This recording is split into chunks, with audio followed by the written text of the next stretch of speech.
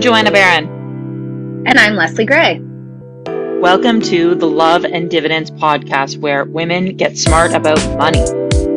We'll share interviews and conversations about optimizing your finances, getting started with investing, and building wealth. On today's episode, Leslie and I talk about why we're creating a community for women to discuss money, our personal finance journeys, how the Me Too movement and a lack of female wealth building role models impacts the way women approach money, and what you can expect from us in the future. We hope you enjoy. Thinking about this acutely about, I guess, 2 years ago now, when the Me Too movement reached its sort of zenith. It kind of started happening in Canada about a year before with the Jian Ghomeshi scandal, and we were really talking about just sexual harassment and how widespread it was, and gender equality, and a lot of that was really useful. But I thought after the dust started settling from that, about the types of inequality that we were not talking about, that are equally important, like financial equity. And I started thinking about the ways in which, just as not even, it's not like a legal thing. We clearly have formal equality, and when I was in law school, it was like maybe 55 to 60% women. Totally. And yet when you look at sort of senior ranks of law firm leadership, they're predominantly male. But more pertinently for this podcast, there's a massive gender investing gap. So we know about the gender wage gap, and that's a serious issue.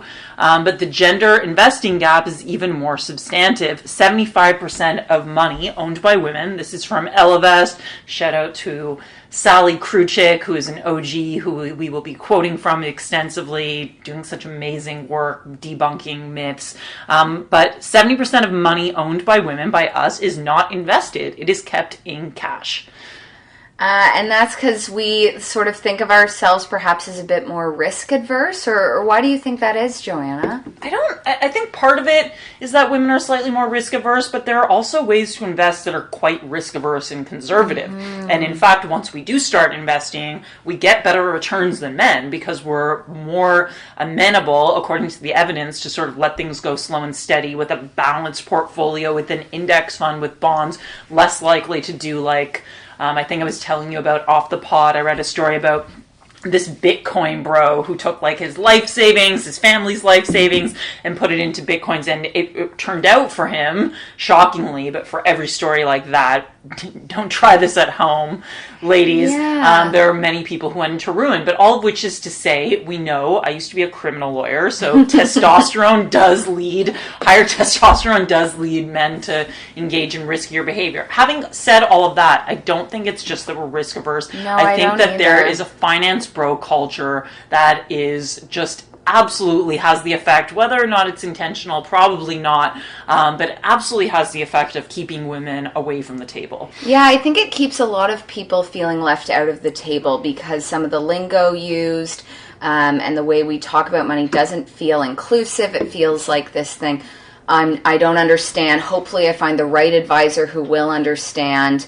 And I think for women, when we look at our money, we don't necessarily see it so much as ours, as women tend to be the first people families asked to help out, the first ones sort of asked for a loan, the first ones who feel like their money has to go towards supporting others rather than themselves, so they don't necessarily get into that high wealth building mode that we'd really like to see, especially young professional women, because we know that the risk really depends more on the time you have to grow your wealth than anything else. Yeah, well, there's so many cultural stereotypes. We don't have any good cultural role models for being a woman who explicitly and unapologetically wants to build wealth. Like, think about it. No. Like, we don't have, like, a female Elon Musk that I know of. Like, you have a few women like Ariana Huffington and Sally Kruchik and women CEOs, but there's often in the mainstream media, there's, like, the sexist undercurrent to how they're portrayed. Absolutely. Like, either they're presented as, like, masculine, like Hillary Clinton in her pantsuits, or as greedy, or as sociopathic. Or stealing. Like, how could she have built this wealth on her own? It must have been stolen, as opposed to, or like she was a savvy, smart, and or she had a rich dad, or a rich husband. Dad. Yeah.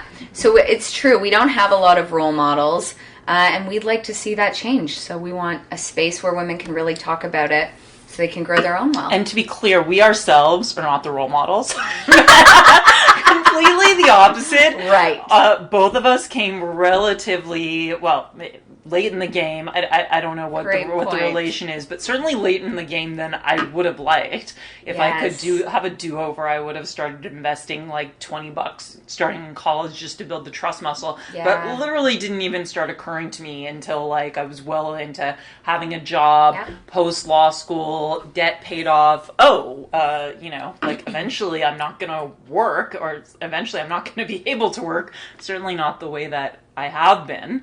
As a young lawyer. And so really this is a space for us to share what we've learned, share what's worked for us, draw on the expertise of other people who have achieved a lot more and who have expertise that we haven't, and talk about it in a way that, literally some of this financial jargon, and I think this is not just for women, this is for everybody. Like when you go back to the 2008 Great Recession, it was basically built on a lot of just incomprehensible jargon. Mm-hmm. Like, to look into, I finally do understand what a credit default swap is, which is kind of like the type of financial technology that obviously I'll crash. But honestly, and this is actually an ex-boyfriend of mine used to say this is true of sometimes women don't understand things men are saying because it's just too dumb. Like, it's just like we try and analyze it and it's like, he must be saying something smart. Like, he couldn't just be bullshitting me this whole time. Yeah. That doesn't make sense. Like, what does he mean he's thinking about the basketball game? Like, what does it mean he's thinking about the time we were at the basketball? No, he's thinking about the basketball game. So anyway, credit default swaps are literally two banks being like, I have this crappy loan and you have this crappy loan, so let's just swap the risk. So all of which is to say, this type of jargon that, financiers can dress up to sound very complicated and sophisticated really is pernicious and really is exclusionary. So anytime that we come across something that's jargony, we will just deconstruct it on the spot. Yeah, we love doing that. And I think what women do really well, to your point of us investing well, is we have a good smell test. So we can sort of smell bullshit. Yeah. And when everyone else is sort of running around with the emperor and no clothing saying, yeah, I see your beautiful robes. You look great, emperor. I think women, but instead of it causing us to move forward and take really smart risks with our money, we've seen the numbers say it has the opposite effect, that we're keeping it in cash and just kind of saying, okay, nobody touch it. I'll just leave it here. And that's not serving anyone, because you want your money to work. Yes, you want your money to work for you. And one of the best ways of thinking about why you should keep your money, why you should invest at least a portion of your money, and how much there is obviously, and by the way, we're not investment advisors. This is not investment advice. Nor are we tax advisors. No. Nor are we even legal advisors. No. Even though we have law degrees, we can't give you legal advice. We're just Les and Joe. Just Les and Joe from the block. The block is North Toronto. But the way that I like to think about it is, if you keep your money in cash, you're not giving it any exercise. You're just keeping it all like sitting on the couch, and its muscles are going to atrophy, and its value is going to diminish faced with inflation, which is an inevitable process. However, if you use your money to buy stocks, which of course entails some inevitable risk, and we don't suggest that you put all your money on one particular company. You're kind of exercising it. You're working out your money. You're using it in the market, and so it will grow concomitantly with the market. So you've got to get in the market. And as we know, we wouldn't tell you to on the couch, okay, I'm going to get moving. I'm just going to sit here and lift a few weights, work my biceps. We as savvy workout ladies, like, I'm going to a class. I need to work out every muscle. I only have 35 minutes to do it. We're efficient ladies. Yeah. We want to go to like a HIIT class, like a high intensity. And that's sort of how I see, we'll get into this later, but an ETF, where you're working every muscle. You're buying sort of the whole stock market.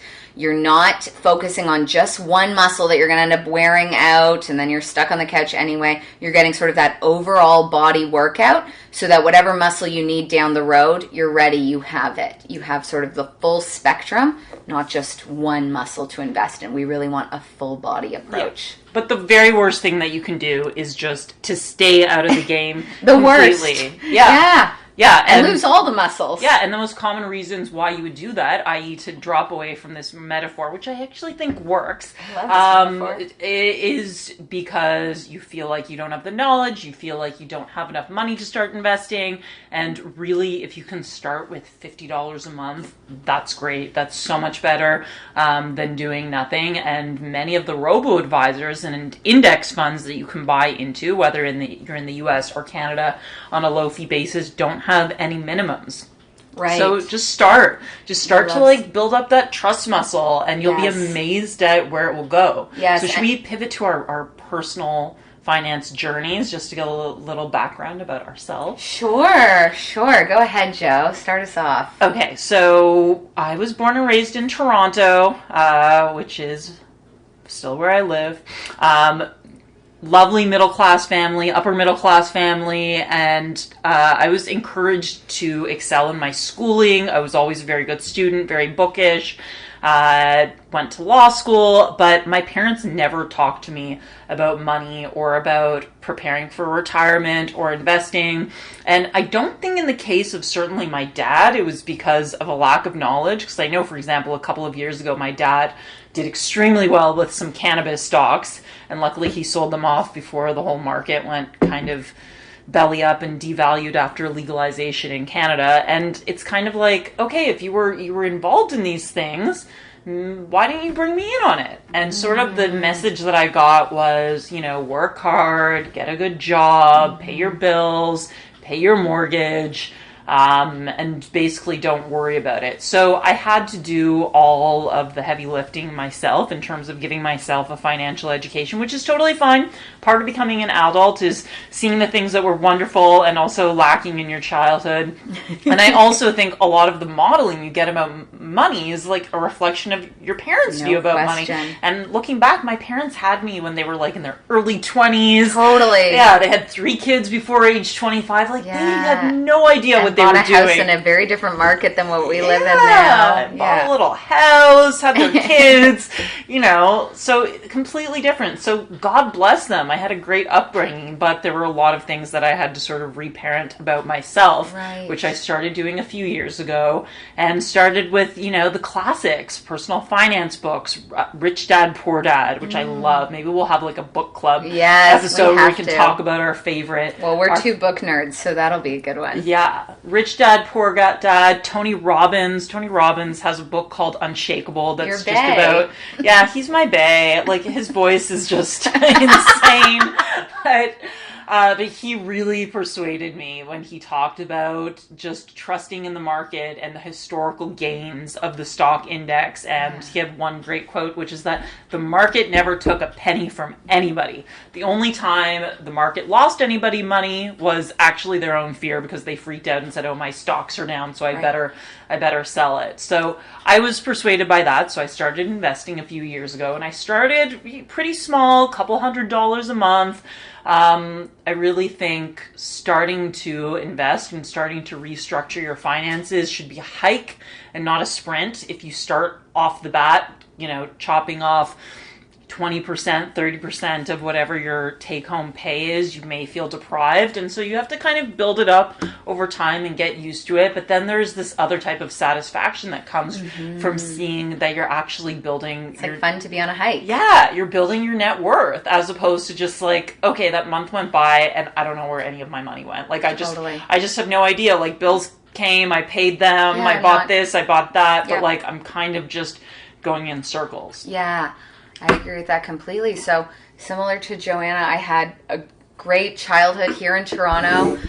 Grew up in a wonderful neighborhood, wonderful home, great values around money from 2 working parents. My mother also worked full-time, of not spending too much, but still enjoying life. I mean, I had anything I, would sort of need, and I took a very safe path going to school. I worked, went to law school, paid my way through, and then sort of came out. And it was really sort of 2 things that happened. One, when I graduated law school, I was ready to get my finances under control. And when I'd meet with financial advisors, I was quite disappointed. Either I felt there was a lot of shaming. So, I'd meet with one at a Starbucks and they'd be like, if you cut this latte every day, you'd be saving quite a bit. And I was like, I feel so betrayed. Why'd you ask me to meet at Starbucks? Why are you shaming me for this drink? Yeah. And like, I don't think Starbucks is the issue here. Like, I have a huge student loan. I have a full-time, very demanding job. Like, I don't think the problem's whether I spend half an hour at home. I work on billable hours, or I did at the time. I don't think it's whether I spend the time at home making coffee is the game changer. So I was really unimpressed with that advice. Really unimpressed with, didn't quite understand investing. It all felt too complicated. And just remember being with a bunch of other women in my scenario, and all of whom were like, yeah, I don't really know how much goes in or out. I sort of am living paycheck to paycheck, even though we had great paychecks. Yeah, I'm spending each month. I have no idea. And we were watching one of those learning channel shows about someone in tremendous debt, and they were put on an all-cash diet. And all of us, this is a very privileged place to be in, but all of us were like, I don't actually know what that would look like. I don't even know the numbers for that. I put some away, I put some towards my loans, and I don't look at it. And for me, that was a big red flag. And it just forced me finally to have a look at what am I spending each month? Where would substantial cuts actually help? What could I maybe have money to spend more on? How do I start paying down this debt?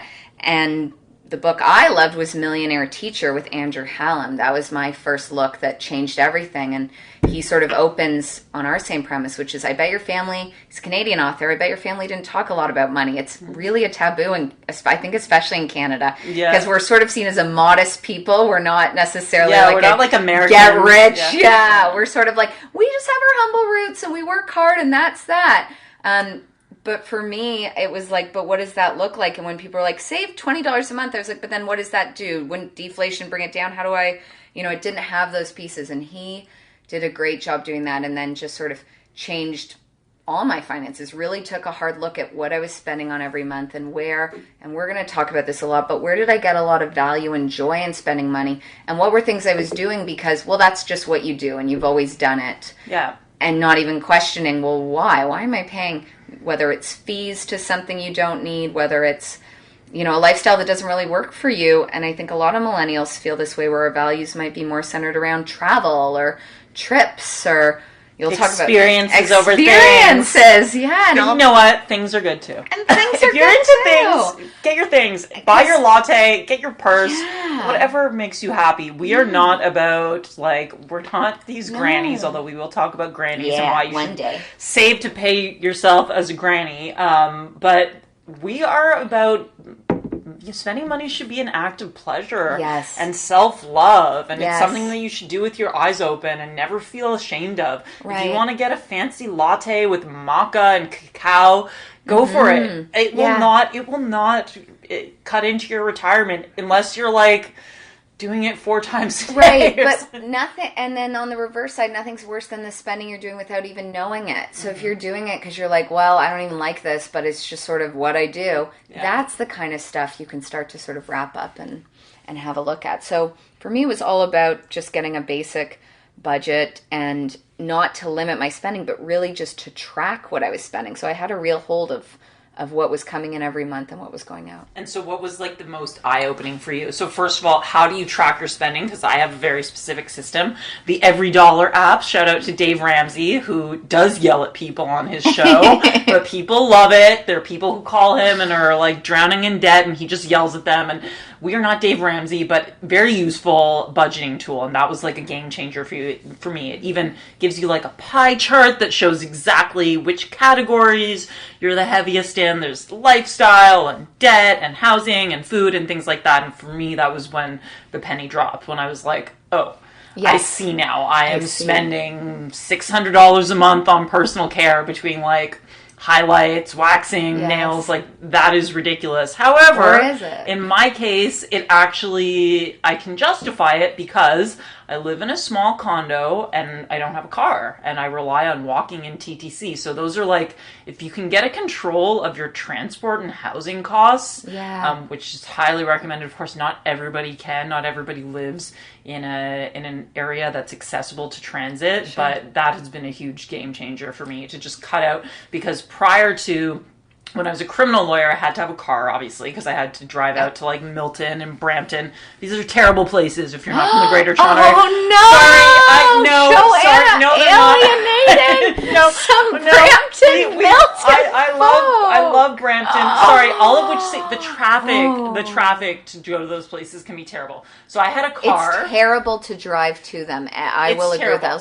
Toronto has become the worst in North America for transit. We beat LA. Congrats, Toronto. We have worse traffic time. We did it. So, so all of which is to say, so because I had a car and I was insured for the first time, and I lived in a condo building in downtown Toronto, it ended up costing me like literally almost $800 a month between $250 for parking, whatever for insurance, car lease payments, gas, parking. Like it was insane. So that was like the best thing I did for myself, just to like get rid of that car. Yeah. So I think spending, there's sort of like three major buckets, which is like where you're living, so your resident expenses, whether that's a mortgage or rent, etc. There's your eating, drinking, so your consumption day to day, and then there's your transportation. So I took that approach. I'm a little bit more DIY, and we'll also get into that down the road. So I like to have my hands like right in the clay. Like I do better when I can get in there. So I'm still using the same Excel spreadsheet I created 2 years ago. Nice. It's evolved over time. Works. And I might share, a hacked down copy of it at some point for our listeners. Because for me, it really helped to go through line by line. It was very overwhelming at first, credit cards. It helped to like use the term minimalize some things, get rid of a bunch so I could see it all in one place. For me, it was about visually, but similar to using an app, looking at where is everything, where is it going, and what are things where I'm like, wait, this is ridiculous. And with a few quick hacks, I could cut this. I could spend way less on whether it's transportation or my living costs or my day-to-day consumption, because I actually don't really enjoy that. And then for me, the fun part was then like getting room for it first, whether it was just so I can pay off my debt quicker, which felt really good. Whether it was starting to enjoy saving, which we'll talk about more, which started to feel really good, or whether it was to say I have a little bit left for me and I'm going to do something really nice. I started spending more on self-care and things like that felt really good. Yeah. Yeah, so I think just in general, having my head above water when it comes to, because there is this weird instinct to kind of stick your head in the sand when it comes to finances. Like, it's just like, I don't even want to look at that. Mm-hmm. Like, I remember when I was in law school and I would like try and think about my debt payments. But it feels so good to just start. The best time to start is yesterday. The second best time to start is today. And it really has just ricocheted into my life in a way that I never expected. I wouldn't expect it to be personally transformative to like get a handle of my spending, but it really has just on a baseline given me such a sense of security. Me too. That I know that I'm on track for retirement. Whatever my circumstances are, I know that if, God forbid, if I'm out of a job for a few months, that I've got an emergency fund. And so you become kind of unshakable. Like you're just like, if you're in a job that's really not serving you, which luckily I'm not, but if I was in a job where I was being treated poorly, I could just walk away. If I was in a relationship where I was being treated poorly, like Elizabeth Warren has her line about how you need to have your walking out the door money, which I think is hilarious, kind of old school. But like there's no way, and it sounds almost glib to bring it up, but like women for most of history, we didn't have that. We're in that position where it was like, I need this for security. I'm barefoot and pregnant. So with security comes also freedom. And that's how it felt to me. It was suddenly like I actually felt way freer, that when I was doing a big spend, I was like, yes, I have the money for this. I can do this trip or this thing I want. Mm-hmm. Or it made me way more excited when I pared down. So when I first looked at it and was like, wait, I want to get this debt under control. I really want to start saving and investing. It actually felt really good to spend way less for a while because I knew where it was going. I was excited about every dollar I was, quote, spending to either pay off my debt or to pay my future self.